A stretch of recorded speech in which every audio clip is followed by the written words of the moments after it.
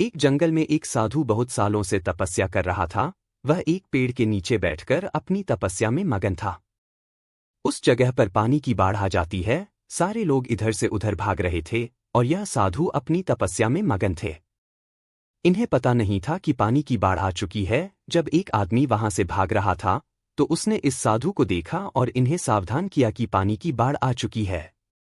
सारे लोग यहां से भाग रहे हैं, आप भी यहां से चलो। तो उस साधु ने कहा कि तुम जाओ, मुझे भगवान बचा लेगा। कुछ देर के बाद पानी साधु के गले तक आ गया।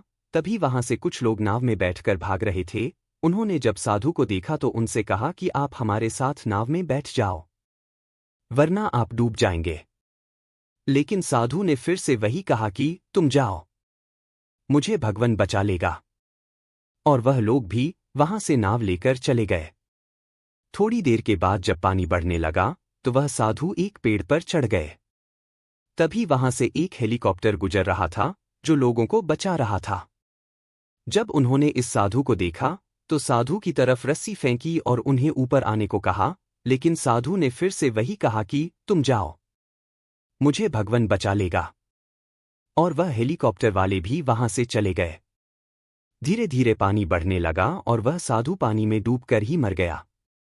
जब वो मरने के बाद भगवान के पास पहुंचा तो उसने भगवान से कहा कि मैंने आपकी इतनी तपस्या की, इतना आपको रात दिन याद किया, आपने मुझे बचाया क्यों नहीं? तो भगवान ने कहा, अरे बेवकूफ, तुझे बचाने के लिए 3 बार मैंने ही तो उन तीनों इंसानों को भेजा था। एक बार पैदल, दूसरी बार नाव लेकर और तीसरे बार हेलीकॉप्टर लेकर। इस कहानी से हमें यह सीख मिलती है कि खुदा हमेशा किसी न किसी को जरिया बनाकर भेजता है हमारी मदद करने के लिए। लेकिन हम अपने घमंड में उन्हें पहचान नहीं पाते हैं और ऐसे मौके हाथ से गवा देते हैं।